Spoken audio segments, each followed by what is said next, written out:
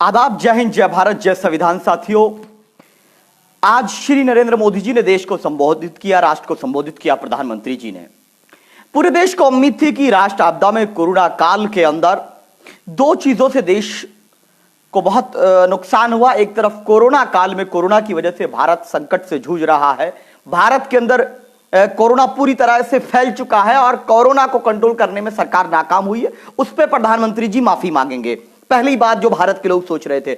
दूसरी बात, चीन हमारे घर में घुसकर हमारे देश के वीर बहादुर सिपाहियों को शहीद करता है और निहत्थे मेरे देश के जाबाज अपने देश की, अपनी धरती की रक्षा करते हुए बलिदान देते हैं और भारत मुंहतोड़ जवाब देना चाहिए, वो नहीं देता है। उसका जवाब श्री नरेंद्र मोदी जी आज देश की जनता को देंगे।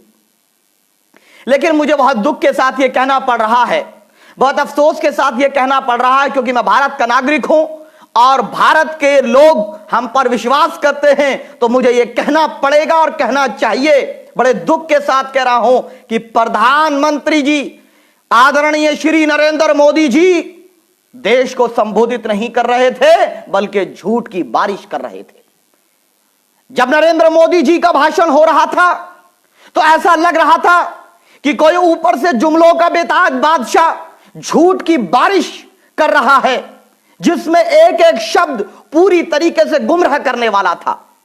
मैं माफी चाहता हूं, थोड़ी देर आपके साथ लाइव लेट आया, लेकिन मैं ये बात इसलिए कह रहा हूं क्योंकि मैं कुछ तथ्यों को लेकर के आया हूं आज, जिस पर श्री नरेंद्र मोदी जी को जवाब देना चाहिए, भारतीय जनता पार्टी को जवाब देना चाहिए, और जो चाइनीज प्रोडक्ट के दुश्मन बनने की बात करते हैं, उनके टीवी स्टूडियो, चाहे कोई सा भी न्यूज चैनल हो, 70% मशीनरी जो रखी हुई है वो चाइना की रखी हुई है। जिस पर ये बग करते वो खुद चाइना के प्रोडक्ट से बोल रहे हो आप। तो आपकी विचारधारा क्या है बताइए? अगर बैन करना कर दीजिए ना, पूरा बैन, फेंक दीजिए पानी में फोन को, बताइए आप। लेकिन ऑप्शन क्या होगा, मुतबादिल क्या होगा, देश जानना चाहता है। अगर आप 70%, अगर मोबाइल मार्केट को देखें, 70% मोबाइल की मार्केट पर चाइना का कब्जा है और उसके लिए जिम्मेदार भारत की सरकार है, क्योंकि भारत की सरकार का जो बोर्ड है बीसीसीआई, वो वीवो, ओप्पो के साथ अलायंस करता है और करोड़ों रुपया उनसे लेता है। ओप्पो का ऐड करता है भारत, तो ओप्पो पे पाबंदी नहीं लगाई।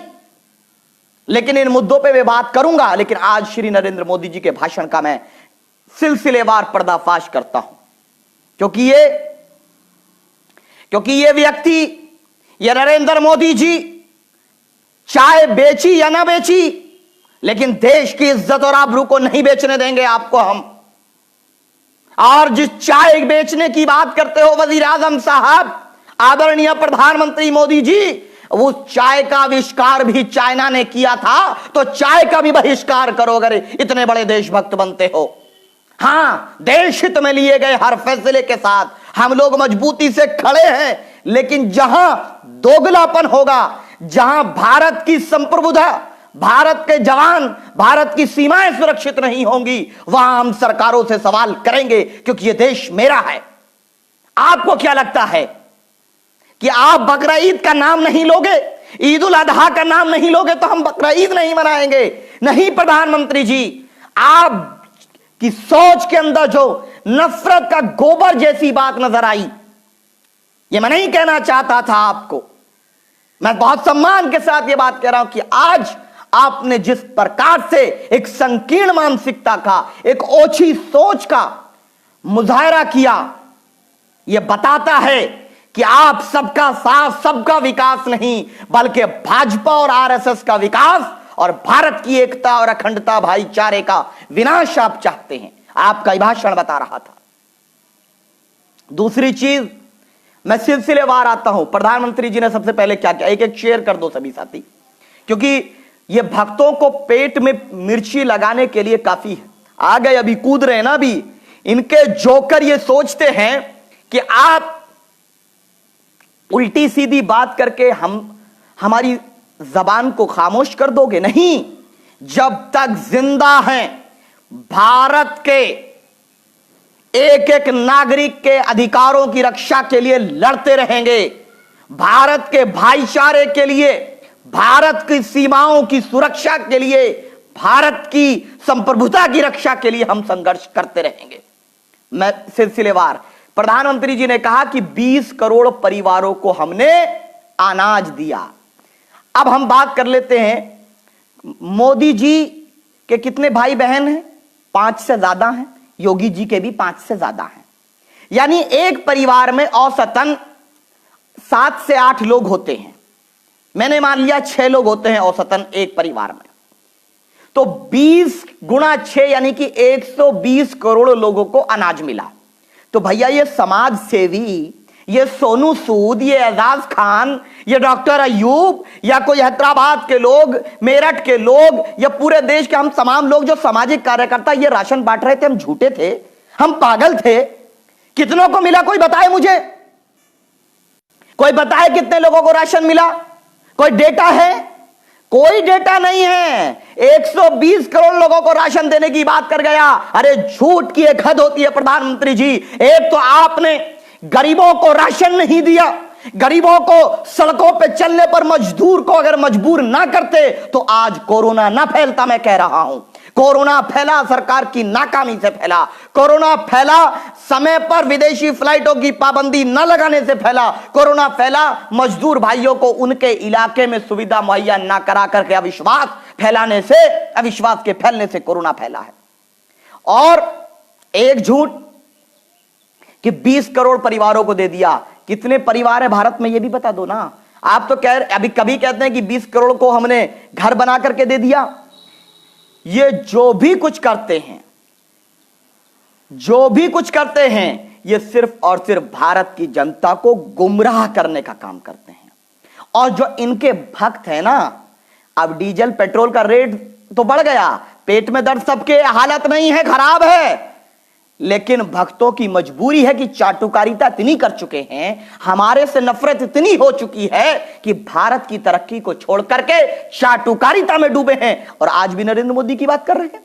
जब पिछली सरकार में 112 बैरल रेट का तेल मिला करता था, कच्चा तेल, जब तेल का रेट 80 के करीब पहुंचा तो स्मृति ईरानी से लेकर के, रामदेव से लेकर, अनुपम खेर से लेकर, अमिताभ बच्चन से लेकर के और जेटली से लेकर सब सड़कों पर आ गए कि महंगाई डायन है, ईंधन से देश बर्बाद हो जाएगा, इतना ज्यादा रेट बढ़ा दिया। लेकिन आज जब 40 रुपए 30 रुपए कच्चे तेल का रेट है तो ये 80 रुपए 40 रुपए बैरल, लीटर नहीं बोल रहा हूं मैं, बैरल यानी कि 2-3 रुपए लीटर भी नहीं बढ़ेगा, 100 लीटर के करीब आता है एक बैरल में।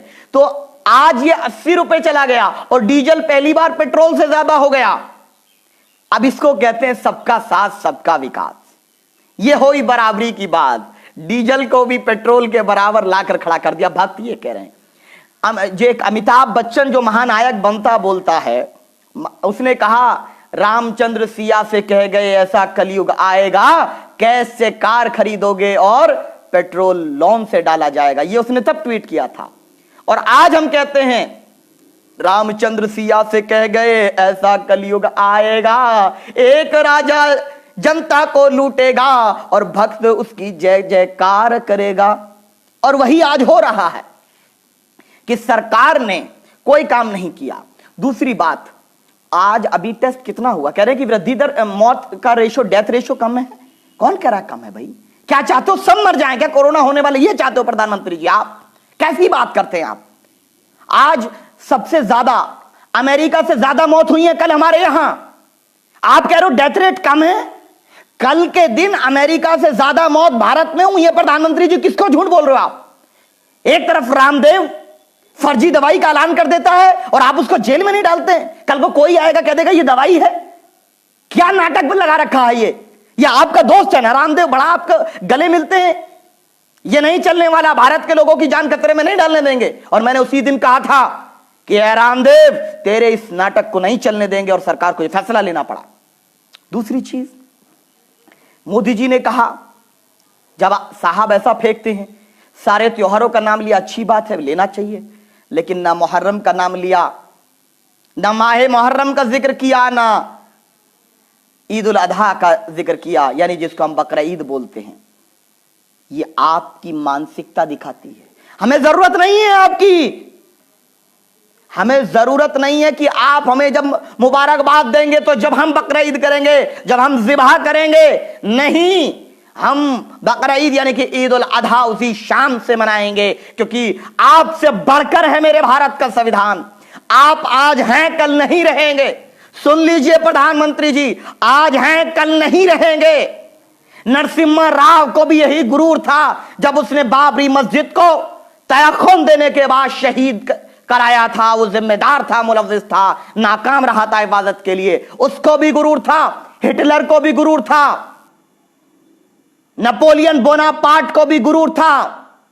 तमाम लोगों को, तमाम बादशाहों को, बहुतों को यह गुरूर हुआ कि जो हम चाहेंगे वही करेंगे। लेकिन और एक दिन आया कि वो इस मिट्टी में या तो दफन हो गए या इस दुनिया से एकदम फना हो गए। आज उनका नाम लेने वाला बाकी नहीं है। लेकिन मेरा विश्वास है आर्टिकल 15 रहेगा, आर्टिकल 14 रहेगा, आर्टिकल 25 रहेगा, आर्टिकल 21 रहेगा, बाबा साहब अंबेडकर का संविधान रहेगा। नरेंद्र मोदी रहे या न रहे, लेकिन संविधान रहेगा। और संविधान मुझे धर्म पर चलने की आजादी देता है। संविधान मुझे सभी धर्मों का सम्मान करने के लिए प्रेरित करता है और उसको मैं पूरी तरीके से पालन करता हूं। सुनिए, आज बोलना पड़ेगा यह बात कि जिन लोगों के दिमाग में यह है कि जो मोदी बोले वही देशभक्ति है और मोदी से सवाल करने वाले देशद्रोही है, नहीं, हम मोदी के खिलाफ हैं, देश के खिलाफ नहीं। देश के लिए लहू की तब जरूरत पड़ी है तो हमने अपना किरदार निभाया और निभाएंगे। अब चाइना और गलवान वैली के बारे में बात करने वाला हूं मैं। चाइना और गलवान वैली के बारे में मैं अहम बात करने वाला हूं, और जो ऐप डाउन इन्होंने बैन किए उस बारे में भी बात करने वाला हूं। लेकिन मेरी एक बात आप एक यहां पर सुन लीजिए कि अगर आप ईद उल अधा का जिक्र कर देते, अगर आप मुहर्रम का जिक्र कर देते बहैसियत प्रधानमंत्री, तो भारत के अंदर भाईचारे की बुनियाद मजबूत होती।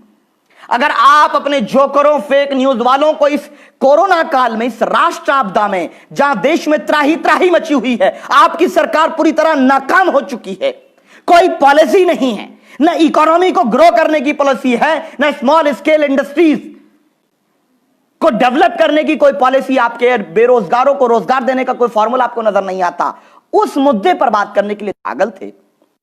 पूछ रहा हूं ना, जितने लोग राशन बांट रहे थे ये सब बेवकूफ थे क्या? जिन लोगों के पास है उनको भी दे रहे थे क्या? आप मजाक कर रहे हैं क्या? मेरा मजदूर भाई, किसान भाई, गरीब भाई परेशान नहीं हुआ इस लॉकडाउन में? और आपको तो बस क्या है, आप एसी के कमरे में आएंगे, बड़ी बड़ी झूठ की बारिश करेंगे, जुमलों की बारिश करेंगे और चले जाएंगे। हाँ, और एक बात मैं आपको स्पष्ट कर दूं कि हमारे इख्तिलाफ आपसे हैं, आपकी विचारधारा से। दूसरी चीज, चाइना के मुद्दे पर, चाइना में गलवान वैली में 20 हमारे वीर सपूत, हमारे शहीद जवान शहीद किए गए। तो चाइना हमारे मैप पे अटैक कर रहा है और साहब 56 इंच वाले साहब ऐप पर अटैक कर रहे हैं। ये बताइए क्या सर्जिकल स्ट्राइक की? आज ये बोले आधा घंटा बग बग बग बग किए कई बार, जिससे मैं सहमत नहीं, उसको मैं कह रहा हूं, जो डिसएग्री जिससे हम करते हैं, अंदाज गुफ्तगू है वो हमारा। उसी तरीके से मन की बात एक बार भी चाइना का नाम नहीं लिया। जब पाकिस्तान का मामला आता है तो हर 2 मिनट को Pakistan Pakistan Pakistan, TV anchor Pakistan, surgical strike कर दी, इतने मार दिए। कहां, क्यों नहीं कर रहे चाइना पे सर्जिकल स्ट्राइक? क्या रिश्ता है आपका चाइना से? देश जानना चाहता है नरेंद्र मोदी जी।